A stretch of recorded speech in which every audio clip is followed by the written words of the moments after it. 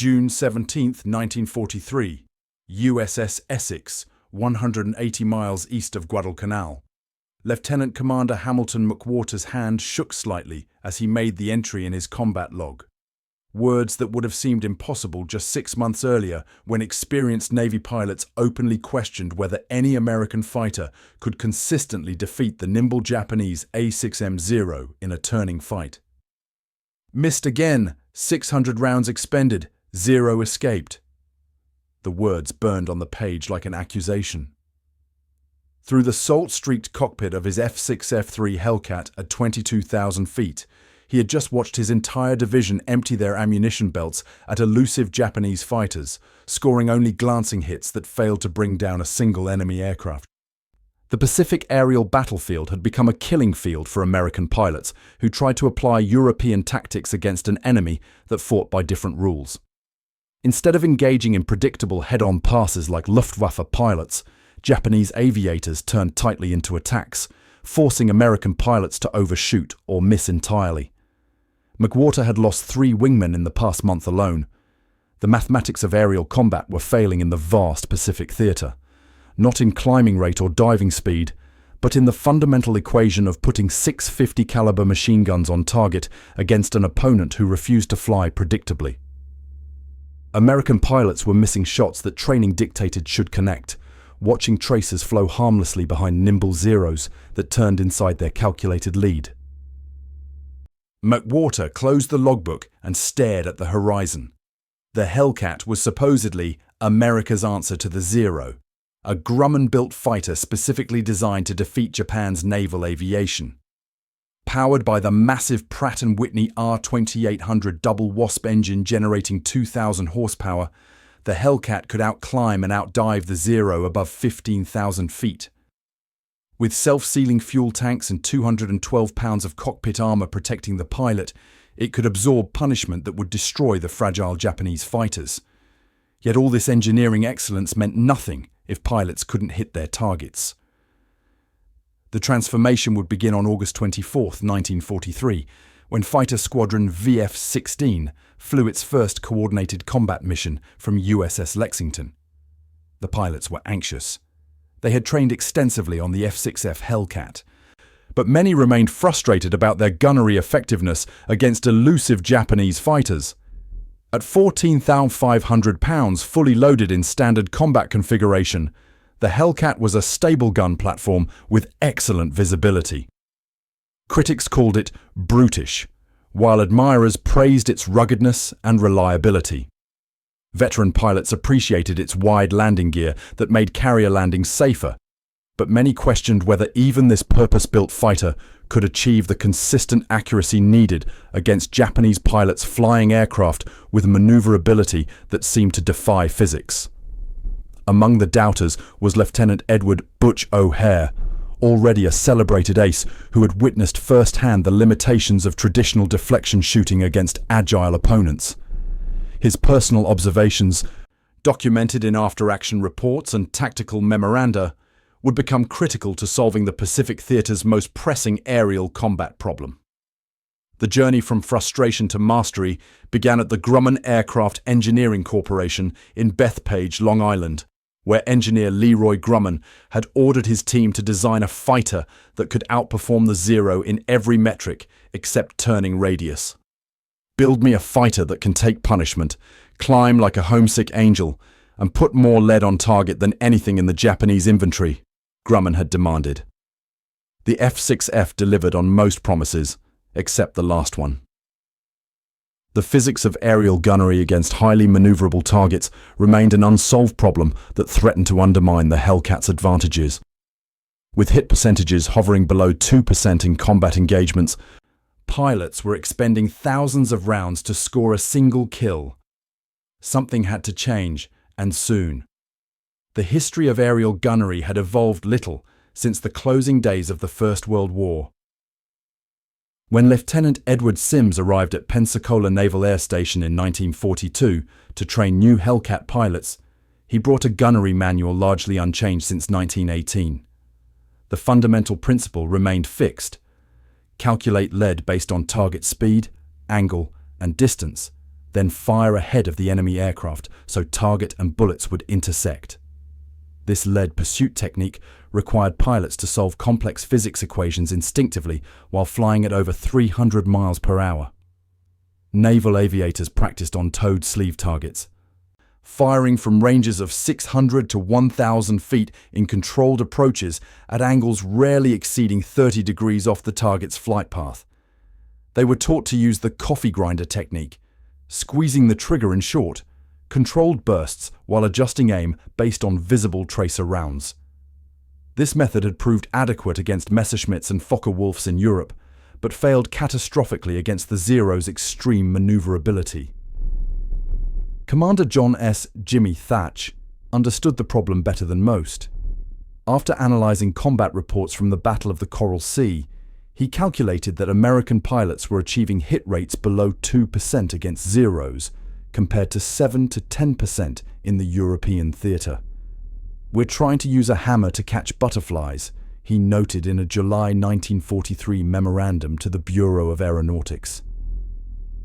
The issue wasn't pilot skill, but a fundamental mismatch between gunnery techniques and target behavior. A Zero could change direction at rates exceeding 12 degrees per second at combat speeds, executing turns that generated up to 7 G-forces. By comparison, American pilots were trained to lead targets based on steady flight paths or gradual turns. The angular velocity of Japanese evasive maneuvers exceeded the correction speed of traditional gunnery. Pilots found themselves constantly chasing their aim point, never catching up to the rapidly shifting correct lead calculation. Lieutenant Edward Butch O'Hare had experienced this frustration firsthand during early Hellcat deployments.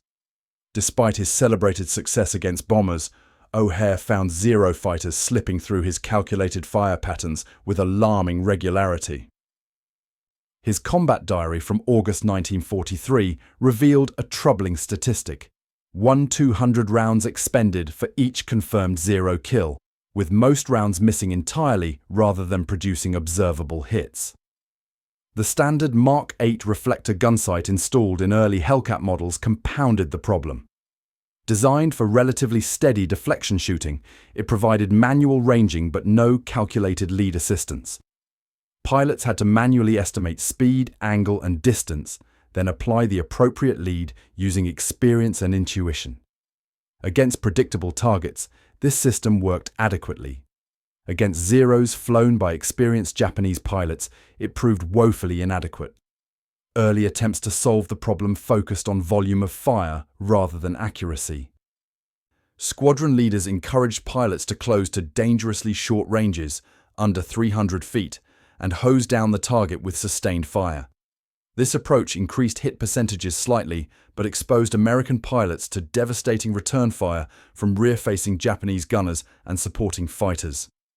Training Command experimented with modified skeet shooting techniques, having pilots track fast-moving clay targets from moving platforms to develop better instincts for extreme deflection angles.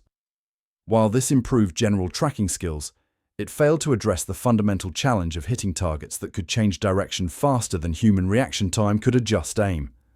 By September 1943, the frustration had reached critical mass. Squadron commanders reported ammunition expenditure rates 3 times higher than predicted, with kill confirmations well below expectations. Carrier groups were returning from combat operations with disappointing results despite the Hellcat's clear performance advantages at higher altitudes. Commander Thatch, reviewing gun camera footage from dozens of engagements, noticed something peculiar. The few pilots achieving consistent hits weren't using traditional lead pursuit at all.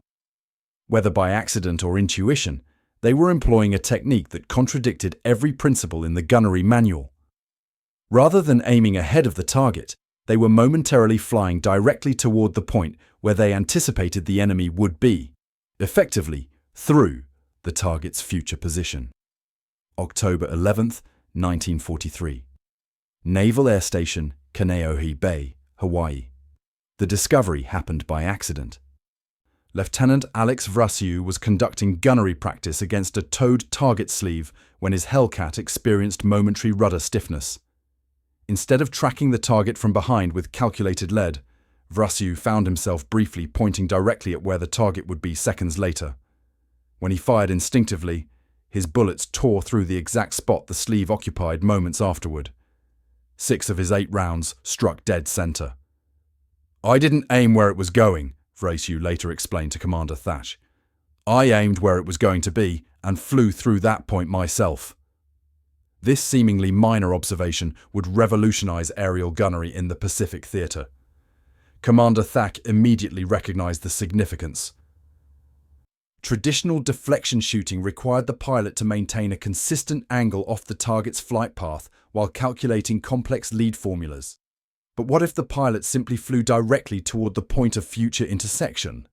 The mathematics suddenly simplified from trigonometric calculations to basic vector analysis. The technique quickly gained the nickname point and shoot among test pilots. Rather than flying a pursuit curve behind the target, the pilot would momentarily align his flight path directly through the enemy's anticipated position. This created a zero deflection shot lasting only a fraction of a second. But that fraction was enough for 6 50 caliber machine guns firing at 750 rounds per minute to deliver devastating firepower. Preliminary testing at Kaneohe Bay showed hit percentages jumping from 2% to nearly 15% using this approach. Pilots were instructed to think of the enemy aircraft not as where it was, but where it would be in approximately 1 second. They would then fly directly toward that point, squeezing the trigger just before their flight path intersected the enemy's projected position. Physics validated the approach. A zero deflection shot eliminated complex angular velocity calculations. The relative motion between aircraft became irrelevant since both projectiles and shooter were moving along the same vector. Even if the enemy changed direction, the pilot needed only to adjust his own flight path to maintain the future intersection point. Not everyone embraced the new technique. Captain Miles Browning, a gunnery instructor with 20 years of experience, dismissed it as lucky shooting and fundamentally unsound airmanship. He argued that flying directly toward enemy fighters contradicted basic self-preservation instincts and tactical doctrine. Lieutenant Commander Paul Thayer conducted rigorous verification tests using gun camera footage synchronized with cockpit instruments. The data was undeniable. When pilots executed the through-the-target technique properly, hit percentages increased 5-fold compared to traditional deflection methods. The physics made perfect sense to naval ballistics expert Dr. William Rowe, who explained, "By aligning your flight path with the target's future position, you're eliminating the most variable factor in aerial gunnery, the angular solution." The bullets travel along the same path as the aircraft that fired them, creating a momentary perfect alignment. The technique required developing new instincts. Pilots had to learn to predict enemy movement patterns and position themselves to fly through the anticipated point of intersection. This meant studying Japanese fighter tactics extensively to recognize standard evasion patterns.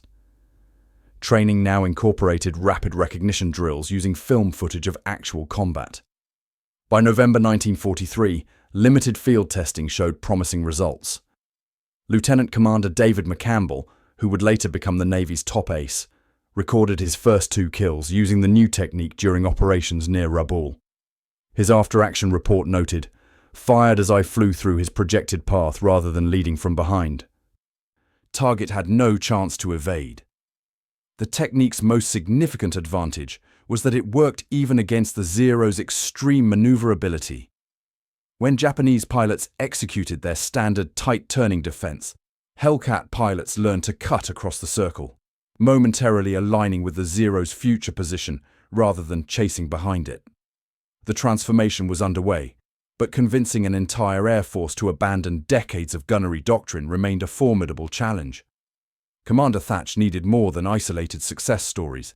He needed systematic implementation and proven results at scale before the technique could become standard doctrine for all Navy fighter squadrons in the Pacific theater.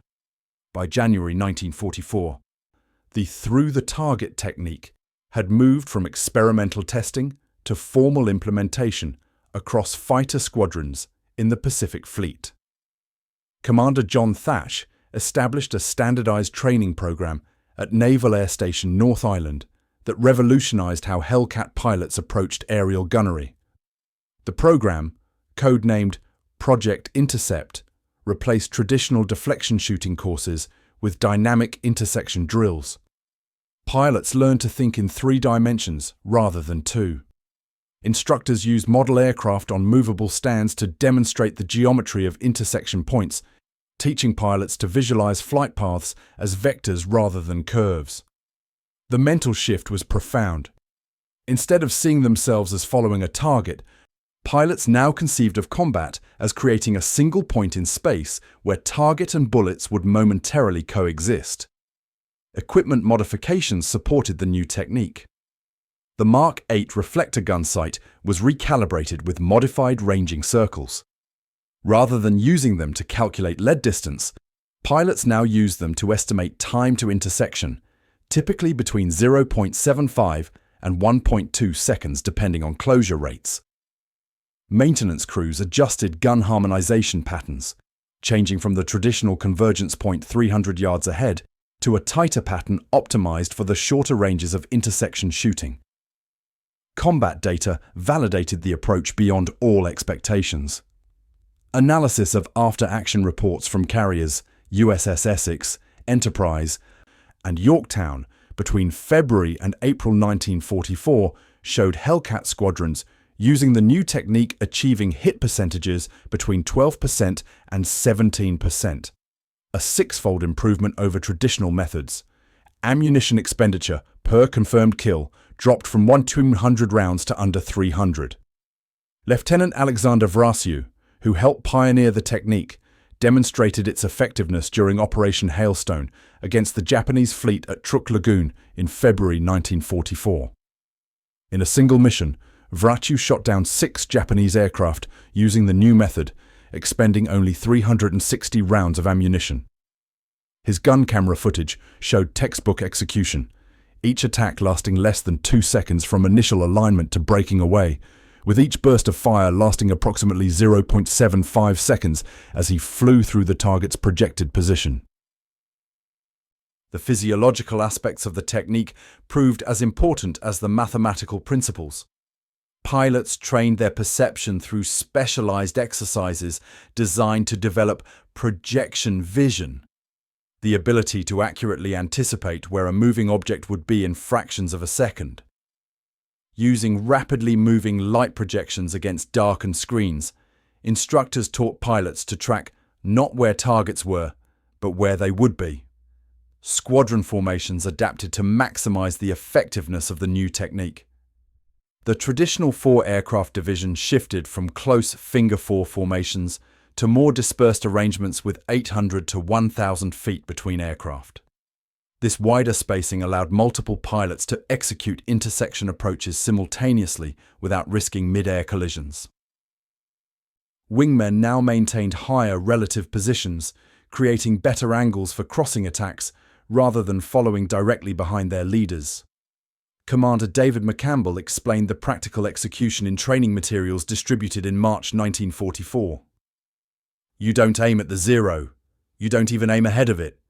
You fly your entire aircraft through the point in space where the zero will be in approximately 1 second. Your guns are merely along for the ride, pointed exactly where you're going. If your prediction is correct, you cannot miss. The physical demands were substantial. Executing the technique required precise control under high G-forces as pilots maneuvered to align their flight paths with projected intersection points. Many experienced momentary tunnel vision during the final approach as blood shifted away from their retinas under acceleration. Training now incorporated specialized breathing techniques similar to those used by dive bomber pilots to maintain visual acuity during high-stress maneuvers. By April 1944, every Hellcat squadron deploying to the Pacific Theater received 2 weeks of specialized training in the new technique. The results transformed the effectiveness of naval aviation.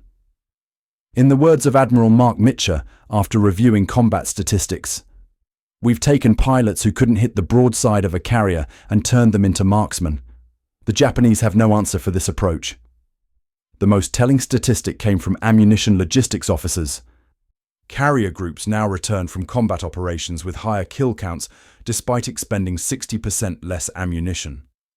The technique had achieved the holy grail of combat efficiency, greater effectiveness with fewer resources, precisely when the Pacific Campaign's extended supply lines made such efficiency crucial to sustained operations. The crucible of combat validated the through-the-target technique beyond all expectations during the Marianas Turkey shoot of June 19 to 20, 1944. In the largest carrier battle of the war, Hellcat squadrons intercepted multiple waves of Japanese aircraft attempting to attack American task forces supporting the invasion of Saipan. The results were devastating for Japanese naval aviation. Lieutenant Alexander Vrashew, flying from USS Lexington with VF-16, encountered a formation of Yokosuka D-4Y Judy dive bombers approaching Task Force 58. Applying the intersection technique perfectly, Vrashew destroyed 6 Japanese aircraft in 8 minutes, expending only 360 rounds of ammunition. His gun camera footage, later used in training films, showed textbook execution of flying through projected flight paths rather than chasing from behind. Commander David McCampbell, leading VF-15 from USS Essex, achieved even more remarkable results. During a single engagement lasting 85 minutes, McCampbell destroyed 7 Japanese fighters using the intersection technique. His after-action report noted, enemy pilots attempted standard evasive maneuvers, tight turning and split S-dives. These maneuvers, previously effective against pursuit curves, became predictable intersection points for our new approach. They were flying directly into our fire. Statistical analysis following the Marianas operation revealed the technique's transformative impact. Hellcat squadrons achieved a kill ratio of 19.1 against Japanese aircraft, with 402 enemy planes destroyed at a cost of only 21 American fighters. More significantly, ammunition expenditure averaged 245 rounds per confirmed kill, a 75% reduction from early war engagements. The Japanese had no effective counter to the new technique. Their standard defensive doctrine, developed against traditional pursuit attacks, called for tight turning maneuvers that would force an attacker to overshoot. But against pilots flying intersection courses, these predictable evasion patterns actually made targeting easier. Japanese pilots were effectively flying into predetermined kill zones. Captain Mitsuo Fuchida, who had led the Pearl Harbor attack and survived the Marianas engagement, later wrote, American pilots stopped chasing us and began appearing directly in our flight path as if by magic. Their shooting became devastatingly accurate, giving our pilots no opportunity to evade. We had no tactical answer to this approach. The psychological impact on both sides was profound. American pilots reported unprecedented confidence in their gunnery abilities, enabling more aggressive interception tactics. Meanwhile, Japanese pilot morale deteriorated rapidly as word spread of engagements where entire formations were decimated without inflicting comparable losses on American squadrons. The technique proved particularly decisive during the Battle of Leyte Gulf in October 1944. Lieutenant Commander Edward L. Wendy Feitner of VF-8, flying from USS Bunker Hill, encountered a group of Mitsubishi A6M Zeros attempting to attack American ships. Using the intersection technique, Feitner destroyed 4 Japanese fighters in a single pass, his gun camera showing perfect execution as he flew through each Zero's projected position rather than pursuing from behind. Elite pilots achieved extraordinary results through mastery of the technique. Lieutenant Cecil Harris of VF-18, flying from USS Intrepid, destroyed 24 Japanese aircraft during operations from June through December 1944. His combat log noted that 19 of these kills came from first-pass engagements using the intersection method, with average ammunition expenditure of less than 200 rounds per kill. The success created a virtuous cycle. As pilots gained confidence in their ability to hit targets on the first pass, they became more aggressive in seeking engagements. This aggression forced Japanese pilots into defensive postures, making them even more predictable targets for intersection attacks. By early 1945, The technique had so thoroughly transformed Pacific air combat that veteran Japanese pilots developed a new term for Hellcat attacks: Shinokosatan, crossroads of death. In intercepted communications, Japanese squadron leaders warned pilots to avoid predictable evasion patterns and to disengage immediately if American fighters initiated attack runs from high angles. Admiral Chester Nimitz, reviewing combat statistics in February 1945, noted, "The introduction of this gunnery technique represents one of the most significant tactical innovations of the Pacific campaign. It has transformed our fighters from adequate performers into devastatingly effective weapons, decisively shifting the balance of air power in our favor at precisely the moment when our strategic advances required air superiority over increasingly distant Japanese territory." The aerial combat revolution initiated by through-the-target gunnery techniques extended far beyond World War II, fundamentally reshaping fighter tactics for generations to come. When Colonel John Boyd began developing his energy maneuverability theory in the 1960s, he extensively studied Pacific War engagements where Hellcat pilots had exploited intersection principles. Boyd's revolutionary work, which transformed aerial combat in the jet age, built directly upon foundations established during those desperate carrier battles. The F-86 Sabre pilots, who achieved remarkable success against MiG-15s over Korea, applied refined versions of these same principles. Major James Jabara, America's first jet ace, explicitly credited his gunnery approach to training he received from former Hellcat pilots. "They taught us not to chase targets, but to intercept flight paths," Jabara noted in a 1951 interview. The principles remained identical despite speeds increasing from 300 to 600 knots. Modern fighter training programs still teach intersection techniques as foundational gunnery concepts. At Naval Air Station Fallon's Top Gun School, instructors refer to this approach as vector analysis shooting rather than through the target, but the mathematical principles remain unchanged. Fighter pilots learn to project future positions and fly intercept courses rather than pursuit curves, exactly as Hellcat pilots discovered in 1943. The physical implementation evolved with technology. Modern head-up displays, on HUDs, provide continuously calculated impact points based on real-time vector analysis, but the core principle remains identical. Align your aircraft's flight path with the target's future position, rather than chasing from behind. Lieutenant Commander Rick Mongoose Peterson, Top Gun instructor from 2010-2014, explained, "Despite having computers calculate these solutions instantly, we still teach pilots the manual method first. Understanding the fundamental physics makes them better fighter pilots when systems fail. The psychological aspects remain equally relevant." Modern fighter pilots still train to develop projection vision, the ability to anticipate where targets will be rather than where they are. This skill transcends technological advancement, requiring the same cognitive abilities that Hellcat pilots developed in 1944. Studies at the Naval Aerospace Medical Institute confirmed that successful fighter pilots across generations share exceptional spatial temporal processing capabilities, precisely the skill that enables effective intersection shooting. Even beyond tactical applications, the through-the-target technique represents a profound philosophical lesson about innovation in warfare. It succeeded because it rejected conventional wisdom and embraced counterintuitive thinking.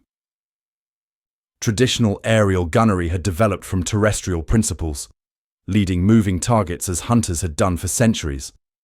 The breakthrough came from recognizing that three-dimensional aerial combat required fundamentally different approaches. Admiral Chester Nimitz later reflected that this innovation exemplified the American approach to warfare. "We succeeded not because we had superior numbers or equipment, though both helped, but because our people could discard failing methods and embrace radical solutions when circumstances demanded it." The technique's contribution to Pacific victory cannot be overstated.